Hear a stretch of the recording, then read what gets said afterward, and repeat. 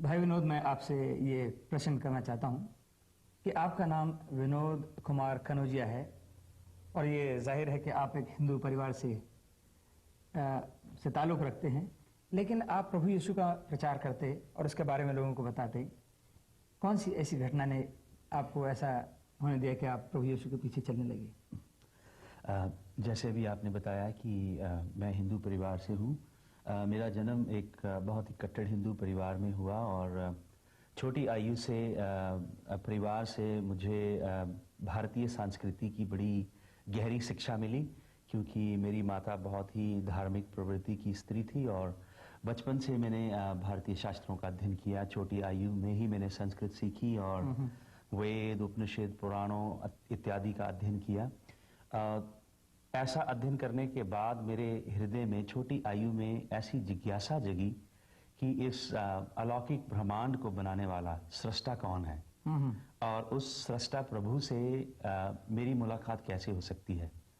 कई बार ये प्रश्न मेरे हृदय में उठता था कि मैं कौन हूँ और मैं कहाँ से आया हूँ, और जब मैं इस ब्रह्मांड को छोड़ूंगा मैं कहाँ जाऊंगा। तो ये प्रश्न जो थे, इन्होंने मुझे धर्मों का गहन अध्ययन करने की और धकेला।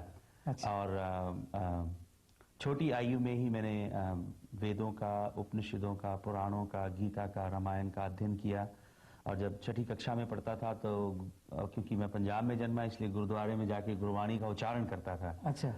तो प्रभु ये छोटी उम्र की बात करें, 6 साल? हाँ जी, ये 7-8 साल की बात। तो प्रभु से मिलने की कामना बहुत छोटी आयु में मेरे हृदय में जगी, जिसने मुझे इन सभी धर्मों की ओर प्रेरित किया। अच्छा। और 1990 में मैं कश्मीर में एक जगह है किश्तवाड़, वहाँ पे तब मेरी आयु 20 वर्ष की थी और मैं एक कंपनी में इंजीनियर का काम कर रहा था। अच्छा। विदेशी कंपनी थी। तो वहाँ पे मैं बीमार हो गया। मैं योगा करता था और बहुत ही बलिष्ठ नौजवान था। अच्छा। लेकिन जब वो बीमारी हुई मुझे, उस बीमारी के बाद मेरे शरीर के अंदर जो शरीर के अंदरूनी अवयव थे उन्होंने काम करना बंद कर दिया। मेरा लिवर उससे डैमेज हो गया और अच्छा। एकदम मेरी शारीरिक दशा बहुत बुरी हो गई।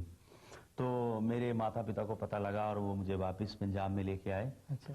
तो जब डॉक्टर्स लोगों ने मुझे डायग्नोज किया तो उन्होंने देखा कि मुझे एक बहुत ही अजीब किस्म की हेपेटाइटिस की बीमारी है, जिससे मेरे ब्लड में इन्फेक्शन चला गया और मैं बहुत ही बुरी स्थिति में पहुंच चुका हूं। तो उन लोगों ने मेरे को एक ऐसी मेडिकेशन पे डाला जिससे मेरे शरीर का जो वजन था बहुत कम हो गया एकदम। और लंबी कहानी को छोटा कर रहा हूं मैं कि मैं बिल्कुल मौत के कगार पे खड़ा हो गया। तो मैंने अपने भारतीय संस्कृति में अपने इष्टों की बड़ी श्रद्धा से उपासना की। तो मैंने हृदय की वेदना से उन्हें पुकारा। अच्छा। क्योंकि मैं मरना नहीं चाहता था, मैं जीना चाहता था। लेकिन मुझे ऐसा लगता था जैसे मेरी प्रार्थनाएं एक पहाड़ के साथ टकरा के वापस लौट रही हैं। ये तो अक्सर लोगों का ऐसा है कि प्रभु तो सुनता ही नहीं है जी। और हमारे पंजाब के उस इलाके में उस समय केवल एक व्यक्ति था जो मसीह को जानता था पूरे बेल्ट में। अच्छा। यीशु मसीह। यीशु मसीह को जानता था। तो उस व्यक्ति को मेरी बीमारी के विषय में पता लगा। तो एक दिन वो मेरे घर में आया। अच्छा। उस शाम के समय मैं अपने घर में अकेला था और वो मेरे कमरे में आया और मैं अपने बिस्तर पे था, बेड रिडन था काफी। अच्छा। हफ्तों से मैं। तो उसने मेरी ओर देखा और कहा 3 बातें। सबसे पहले उसने कहा यीशु मसीह जीवित है। अच्छा। फिर उसने कहा यीशु मसीह तुमसे प्रेम करता है। और तीसरी बात उसने कही यीशु मसीह तुम्हें तुम्हारी बीमारी से चंगा करेगा। अच्छा। और ये 3 बातें कहने के बाद वो बुजुर्ग व्यक्ति एकदम हमारे घर से चला गया। अच्छा। तो मुझे ऐसे लगा जैसे ये 3 शब्द जो उस व्यक्ति ने कहे हैं ये मेरे कमरे के अंदर गूंज रहे हैं। तो मेरे पास एक नया नियम था जो मेरे किसी मित्र ने दिया था जब मैं कॉलेज में पढ़ता था। तो मैंने सोचा, उस व्यक्ति ने कहा यीशु मसीह तुमसे प्रेम करता है, तो मुझे कभी ये अंदाजा भी नहीं था कि परमेश्वर इतना व्यक्तिगत हो सकता है। अच्छा। कि प्रभु इतना पर्सनल हो सकता है। मैंने कभी ये फिक्रा सुना ही नहीं। अच्छा। कि प्रभु तुमसे प्रेम करता है। तो मैंने सोचा यीशु मसीह मुझसे प्रेम क्यों करता है। मैं तो यीशु मसीह से प्रेम नहीं करता। मेरी तो ये धारणा है कि भारतीय संस्कृति की गरिमा बड़ी विराट है। अच्छा। सनातन है और ये पाश्चात्य देश के लोगों को भी, यूरोप देश के लोगों को भी अपनी ओर आकर्षित कर रही है। तो क्रिश्चियनिटी में क्या है मुझे देने के लिए? ठीक। तो फिर मैंने सोचा कि मुझे अपने आप इसको ढूंढ लेना चाहिए, इससे पहले कि मैं इस प्लेनेट से चला जाऊं। मुझे ये ढूंढना चाहिए कि यीशु मसीह मुझे प्रेम करता है या नहीं। तो उस रात्रि मैंने नया नियम लिया। पहली बार उसको पढ़ने लगा, बाइबल को। बाइबल का जो नया नियम है, 2 खंड है इसके, पुराना नियम और नया नियम। तो नया नियम लेके मैं पढ़ने लगा। तो ऐसे एक अलौकिक अनुभूति हुई मुझे यूं लगा कि मेरे कमरे में कोई अलौकिक व्यक्ति है। अलौकिक का मतलब कोई ऐसी उपस्थिति है जिसे मैं समझ नहीं पा रहा हूं, जिसे मैं देख भी नहीं पा रहा हूं अपनी भौतिक आंखों से। लेकिन उस उपस्थिति का एहसास मैं महसूस कर रहा हूं। मेरी अंतरात्मा में एक बड़ी विचित्र किस्म की गर्माहट का एहसास है। और मैं जैसे नया नियम पढ़ने लगा तो ये ऐसा नहीं था कि मानो मैं कोई धर्म ग्रंथ पढ़ रहा हूं। जब मैंने इसको खोला, मत्ती रचित सुसमाचार से पढ़ने लगा, तो मुझे ऐसा लगा मैं एक बहुत बड़े थिएटर में बैठा हूं, ऑडिटोरियम में। और एक बहुत बड़ा मचान है, स्टेज लगी है। और उस स्टेज के ऊपर ये सभी घटनाएं घट रही हैं। मैं उस यीशु को देख रहा हूं। वो इतना अलौकिक प्रेमी व्यक्ति है। वो कोढ़ियों को स्पर्श करता है, कोढ़ी शुद्ध हो जाते हैं। अंधी आंखों को छूता है। ये आप सब देख रहे हैं? हाँ जी, मैं केवल पढ़ नहीं रहा हूं। वो सब घटनाएं मानो कि मुझे उस युग से उठा के उस युग में पीछे डाल दिया गया जहां ये सब घटनाएं घट रही हैं। और मैं उन्हें देख रहा हूं अपनी आंखों से। वो कोढ़ियों को छू रहा है, वो चंगे हो रहे हैं, वो अंधी आंखों को खोल रहा है, वो बीमारों को अच्छा कर रहा है, वो दुष्ट आत्माओं से ग्रसित लोगों को छू रहा है, या दुष्ट आत्माओं को आदेश दे रहा है, और उसके आदेश से दुष्ट आत्माएं छोड़ के निकल रही हैं। और वो दुखी दरिद्र लोगों को अपने गले से लगा रहा है। वो पापी लोगों के पाप क्षमा कर रहा है। वो कह रहा है, जा बेटी तेरे पाप क्षमा हुए, जा बेटा तेरे पाप क्षमा। तो मैंने देखा ये यीशु कितना अलौकिक है। ये यीशु कोई ऐतिहासिक यीशु नहीं जिसके विषय में लोग बातें करते 2000 साल पहले आया। ये यीशु वो यीशु है जो आज भी जीवित है। और मैं पढ़ता गया, मैं केवल हड्डियों का ढांचा था। और ऐसी अलौकिक सामर्थ मेरे कमरे में आई। मुझे नहीं मालूम वो कौन सामर्थ थी, लेकिन आज मैं जानता हूं वो प्रभु के पवित्र आत्मा की सामर्थ थी। और पढ़ते पढ़ते मैंने लगभग पूरा नया नियम खत्म कर दिया। और मैं इब्रानियों की पत्री में पहुंचा। उसके 13 अध्याय के 8 वचन को मैंने पढ़ा, जहां लिखा है, यीशु मसीह आज, कल और युगानुयुग एक सा है। तो जब मैंने ये वचन पढ़ा तो मुझे यूं लगा कि मैंने उस नए नियम में गौर से देखा, बाकी सब आयतें ब्लैंक हो गई, केवल एक वचन दिखाई दे रहा है। और वो वचन है, यीशु मसीह आज, कल और युगानुयुग एक सा है। तो मैंने यूं पलट के देखा, तो ऊपर देख रहा हूं तो मेरे घर की छत गायब है। और मैंने घर में था। और मैंने यूं पलट के देखा तो दीवारें गायब। फिर मैंने घूम के देखा, घर का सारा फर्नीचर मुझे दिखाई नहीं दे रहा है। मैं ऊपर देख रहा हूं तो नीला आकाश। तो मैंने सोचा, पढ़े थे क्या? हाँ जी। मैंने सोचा ये मुझे पता नहीं ड्रीम है, इल्यूजन हो रहा है, क्या हो रहा है। तो लेकिन मैंने देखा कि ये सब कुछ वास्तविक था। और जब मैंने फिर ऊपर देखा, तो मैं सोचता प्रभु आपको वहां से उठा के कहीं और ले गया। हाँ जी, बिल्कुल। प्रभु ने जैसे टाइम और स्पेस में से मुझे निकाला कुछ क्षण के लिए अपने अनुग्रह के द्वारा, और जैसे मानो इटर्निटी में रख दिया। और मैंने ऊपर की ओर देखा तो एक आवाज, बिल्कुल ऑडिबल वॉइस, जिसे मैं स्पष्ट रीति से सुन सकता हूँ। और उस आवाज ने मुझसे कहा, ये यीशु जिसे तू देख रहा है और जिसकी वाणी पढ़ रहा है, ये कोई धर्म गुरु नहीं। ये इस पृथ्वी के ऊपर ईसाई धर्म की स्थापना करने नहीं आया, लोगों का धर्मांतरण करने नहीं आया। ये यीशु वो है जिसने तुझे तेरी माँ के गर्भ में सृजा है, तुझ में जीवन का आत्मा डाला है। ये यीशु वो है जिसने सारे ब्रह्मांड को अपने शब्द से पैदा कर दिया। और ये यीशु वो है जो तेरे पाप उठाने के लिए, तेरे रोग, तेरे श्राप उठाने के लिए मानव की देह लेके पृथ्वी पे आया, ताकि क्रूस की यज्ञ स्थली पे अपने प्राणों की आहुति दे दे। ये यीशु तेरे लिए क्रूस पे मारा गया, गाड़ा गया, तीसरे दिन बाद मुर्दों में से जी उठा। और ये यीशु आज भी यहाँ है, और ये यीशु तुझसे प्रेम करता है। तो मैं कभी किसी चर्च नहीं गया था। अच्छा। किसी मसीह से भी नहीं मिला था उससे पहले। अच्छा, सिवाय उस व्यक्ति के मुलाकात नहीं जाती। और मैं नहीं जानता था कि जीवते परमेश्वर से प्रार्थना कैसे होती है। अच्छा। मुझे योगा आता था, कुंडली जागरण भी शुरू किया था, नाना प्रकार की क्रियाओं से मैं उपासनाएं करता था। लेकिन उस रात मेरे घुटने अपने आप मेरे बेड में मैंने घुटने टेक दिए और मेरे हाथ ऊपर की ओर चले गए और मेरी आंखें बंद हुई और मैंने एक छोटी सी प्रार्थना की। मैंने कहा, हे प्रभु यीशु मसीह, अगर तू ही है जिसने मुझे बनाया और मेरे लिए अपनी जान दी और मुझसे प्रेम करता है, तो प्रभु यीशु मसीह मैं मरना नहीं चाहता, मैं जीना चाहता हूँ। हे प्रभु यीशु मसीह, तू मुझे बचा ले और अगर तू मुझे जीवन देगा तो वो जीवन तेरा होगा। अच्छा। बस इतनी प्रार्थना करके मैं सो गया। और उस रात एक अनुभूति हुई। उस रात मेरा ऑपरेशन हुआ। अच्छा। और ऑपरेशन करने वाला कोई इस दुनिया का डॉक्टर नहीं था, प्रभु था।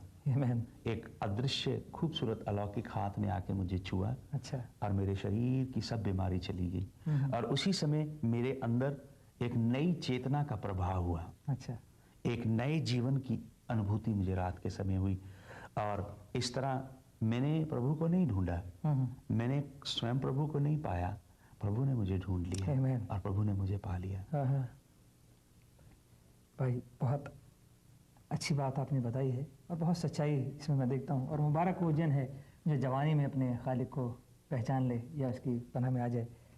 अब ये जो आपने अभी बात बताई कि वो किसी धर्म को बनाने नहीं आया, लेकिन आम लोगों का तो ये धारणा है कि जो यीशु मसीह जो है वो तो गोरों का है या अंग्रेज़ों का है। तो आप इसके बारे में क्या कहते हैं? सबसे पहली बात तो मैं आपको ये कहना चाहता हूँ, ये जो पुस्तक है परमेश्वर का वचन जिसे हम बाइबल कहते हैं, बहुत से लोग इसे धर्मशास्त्र कहते हैं, लेकिन मैंने ये अनुभूति से जाना है कि ये धर्मशास्त्र नहीं है। ये उस विराट परमेश्वर का जो हम सबको बनाने वाला है, जिसने इस पृथ्वी के ऊपर रहने वाली सभी जातियों को बनाया।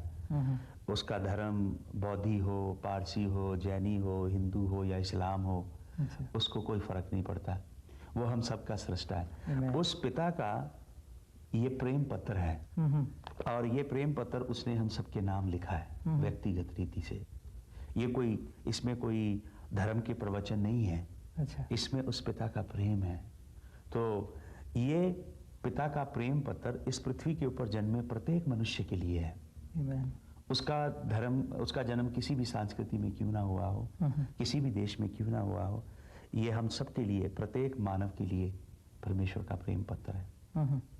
तो नहीं, मेरा क्वेश्चन ये था कि लोग जो कहते हैं कि विदेशियों का है ये धर्म जो ईसाइयों के है, जैसे आप बता, मैंने पहले पूछा आपसे क्वेश्चन, तो यीशु मसीह जैसे आप कह रहे हैं कि हर एक के लिए है, तो क्या हर एक कोई उसे ऐसे पुकार सकता है और उसको धर्म चेंज करने की जरूरत नहीं? बिल्कुल नहीं, क्योंकि प्रभु यीशु मसीह मनुष्य का जीवन परिवर्तन करते हैं, मनुष्य का आंतरिक परिवर्तन कर देते हैं। अच्छा। उसके जीवन का रूपांतर कर देते हैं। अच्छा। यीशु मसीह इस पृथ्वी पे धर्म परिवर्तन के लिए नहीं आए। और दूसरी बात मैं आपको बताना चाहता हूँ, प्रभु यीशु मसीह कोई एक नई संस्कृति बनाने नहीं आए। हमारे जो पूर्वज थे, हमारे पुरखे, हम जो भारतीय लोग हैं, हमारे पुरखे आर्यव्रत लोग, जिन्होंने हिमालय की कंदराओं में कठिन साधनाएं की। अच्छा। कठिन तपस्याएं की उस अविनाशी परमेश्वर की खोज के लिए, वो उसी सनातन परमेश्वर को ढूंढते थे।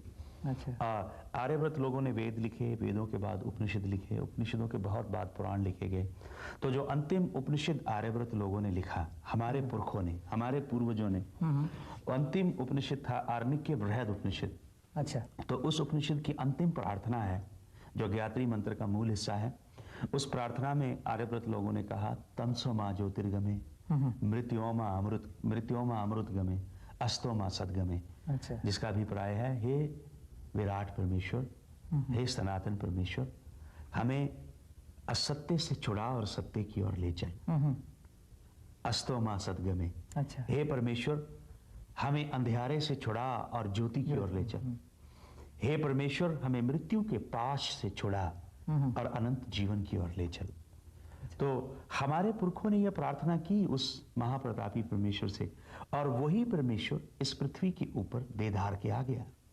वचन में लिखा है, शब्द देधारी हुआ और उसने हमारे बीच में आके डेरा किया। वही अनन्य परमेश्वर, वही निनाद ब्रह्म जिसे आर्यव्रत लोगों ने कहा, वही शब्द ब्रह्म जिसने सारी सृष्टि को उत्पन्न किया, वही मानव की देह लेके पृथ्वी के ऊपर उतर आया, जिसे गुरबाणी में लिखा है, वही शब्द शब्दो धरत शब्द आकाश, शब्दो शब्द भयो प्रकाश, वही शब्द देह धार के इस पृथ्वी के ऊपर उतर आया, ताकि मनुष्य जाति के प्रायश्चित के लिए, मनुष्य जाति के उद्धार के लिए, जिसे जैनी लोगों ने कहा निर्वाण के लिए, वो क्रूस की यज्ञ की वेदी पे अपने प्राणों की प्रायश्चित बलि दे। और उसने अपने प्राणों की प्रायश्चित बलि दी, हम सबके पाप धोने के लिए अपना पवित्र रक्त बहाया, और वो तीसरे दिन बाद मुर्दों में से जी उठा। और वो प्रभु यीशु मसीह सबका है, वो ईसाइयों का नहीं है। अच्छा, आमीन। और ये जो पुस्तक है परमेश्वर का प्रेम पत्र, ये ईसाइयों की धरोहर नहीं है, ये सारी मानव जाति के लिए परमेश्वर का प्रकाश है। जैसे यूहन्ना 3:16 में भी लिखा है ना कि ईश्वर ने जगत से ऐसा प्रेम किया कि उसने अपना इकलौता पुत्र दे दिया, ताकि जो कोई इस पर विश्वास करे नाश ना हो परंतु अनंत जीवन पाए। वाकई ये बात बिल्कुल सच है कि जगत से उसने प्रेम किया है, और जगत में किसी धर्म का नाम नहीं आता, ना किसी जाति का नाम आता है। और फिर उसमें ये भी लिखा है, और इस बात को तो मैं भी देख रहा हूँ कि आप एक हिंदू घराने से थे, इस बात को साबित करती है कि जगत से प्रेम किया है, और जो कोई उसे पुकारेगा, और आपने पुकारा और आप यहाँ बैठे हैं। प्रभु का धन्यवाद हो कि वो किसी का पक्षपात नहीं करता, जो भी उसे पुकारेगा, चाहे हिंदू है, मुसलमान है, सिख है, जो भी है वो रहे, इसमें वो इंटरेस्टेड नहीं है, लेकिन बात यह है कि उससे नाता जुड़ जाए, वो जीवन आपने पाया। अब मुझे ये बताएं कि प्रभु जिंदा है, ये तो बात सच है। अब प्रभु पाने के लिए एक साधारण मनुष्य को क्या करना चाहिए? तो सब जैसे कहते हैं जी कि हमारे पिछले जन्म का वो है, या पिछले हमने कर्म ऐसे किए हैं तो अब मनुष्य बन गए हैं, लेकिन आगे हम क्या बनेंगे किसी को कुछ मालूम भी नहीं है। बट उनका है ऐसा सिखाया जाता है कि अगले जन्म में 84 लाख योनियां इसके बाद मनुष्य जीवन। इसके बारे में क्या कहते हैं आप? देखिए, मेरी भी यही धारणा थी, क्योंकि बचपन से यही शिक्षा मुझे मिली। अच्छा। मैंने जब इस परमेश्वर की वाणी को पढ़ा, इस प्रेम पत्र को जो पिता ने हमें दिया है, इसमें लिखा है कुलिस्सियों की पत्री में, विधियों का वो लेख जो हमारे विरोध में था, अच्छा, उसे यीशु मसीह ने मिटा दिया। जो कुछ हमारे विरोध में लिखा गया था, जो हमारे पुरखों के पाप जो हमारे खाते में संचय हो चुके थे, अच्छा, यीशु मसीह ने उन सबको अपने ऊपर ले लिया, और विधियों के उस लेख को जो हमारे विरोध में था मिटा दिया, अच्छा, अपने लहू से धो दिया, और कीलों के साथ क्रूस के ऊपर जड़ दिया, अच्छा, और हमेशा हमेशा के लिए वो सिलसिला खत्म कर दिया। और आपको मालूम, प्रभु यीशु मसीह ने क्रूस के ऊपर जब वो लटके थे, 6 घंटे तक क्रूस पे लटके रहे, और उन 6 घंटों में उन्होंने जो पीड़ा और वेदना का अनुभव किया, वो किसी और मानव ने नहीं किया। सारी मानव जाति के पाप, संताप, रोग, श्राप उन्होंने अपने ऊपर ले लिए थे। और उन 6 घंटों में प्रभु जी ने 7 महावाक्य कहे, जो 7 महाश्लोक है, जिसमें मानव जाति का सारांश छिपा हुआ है। अच्छा। और उनमें से एक था, प्रभु यीशु मसीह ने कहा समाप्त हुआ। जो कुछ आपके विरोध में था, 84 लाख योनियों का सिलसिला, अच्छा, जो पूर्व जन्म के संचय पाप थे, यीशु मसीह ने कहा समाप्त हुआ। अच्छा। उसने अपनी बलि देके, अपनी जान देके, अपना रक्त बहा के अपने ऊपर वो सब कुछ ले लिए, और अब हमें 84 लाख योनियों में भटकने की जरूरत नहीं। अब यीशु ख्रिस्ट के द्वारा हम उस उद्धार को सेंत मेत में प्राप्त कर सकते हैं। अच्छा, नहीं, मैंने कहा कि कैसे एक आम आदमी क्या प्रार्थना करे, क्या कहे कि प्रभु से उसका रिश्ता जुड़ जाए? परमेश्वर की वाणी में लिखा है, प्रभु को पाना बहुत ही सरल है, क्योंकि यीशु मसीह ने प्रभु प्राप्ति के लिए मार्ग सब मनुष्यों के लिए खोल दिया है। अच्छा। और प्रभु के वचन में लिखा है, प्रेरितों के काम 2 अध्याय में, वहां लिखा है, जो कोई प्रभु का नाम पुकारेगा वो उद्धार पाएगा। और प्रभु की शाश्वत वाणी में यह भी लिखा है, आसमान के नीचे मनुष्यों के बीच में कोई और नाम नहीं है उद्धार के लिए, जो कोई प्रभु का नाम पुकारेगा। और रोमियो की पत्री में लिखा गया है, अगर तू अपने मुंह से यीशु मसीह को अपना प्रभु स्वीकार करे और अपने हृदय में ये आस्था रखे कि वो तेरे लिए क्रूस पे मारा गया, गाड़ा गया और तीसरे दिन बाद मुर्दों में से जी उठा, तो ऐसे मुंह के अंगीकार और हृदय की आस्था के कारण तू उद्धार पाएगा। उसी क्षण उद्धार कोई ऐसा फल नहीं है जिसको आप मरने के बाद चखेंगे। परमेश्वर की वाणी बताती है, जिस क्षण आप यीशु ख्रिस्ट को पुकारेंगे, उसी समय उद्धार की अनुभूति आपकी अंतरात्मा में आ जाएगी। तो प्रभु के उस उद्धार को ग्रहण करना बहुत सरल है, क्योंकि ये उद्धार कर्मों के द्वारा नहीं, ये उद्धार प्रभु के अनुग्रह, प्रभु की अनुकंपा के द्वारा है। तो इसका मतलब कोई भी पुकार सकता है प्रभु को, किसी भी हालत में हो। उसे बहुत धर्मी बनने की जरूरत तो नहीं है, बिल्कुल नहीं।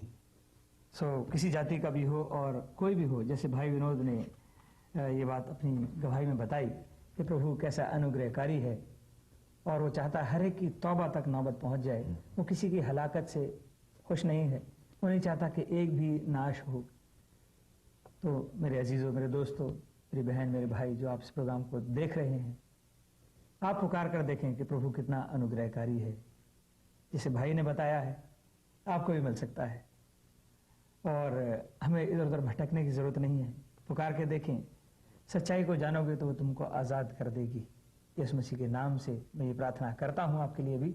और मैं भाई विनोद आपसे ये प्रार्थना करूँगा कि हमारे दर्शकों के लिए, जिनमें बहुत सारे बीमार भी हैं, डॉक्टर ने जवाब दे दिया है, इतने दिन दवाइयाँ खाते हैं और तरह तरह की पीड़ाओं में पड़े हैं, दुष्ट आत्माओं ने जकड़ रखा है।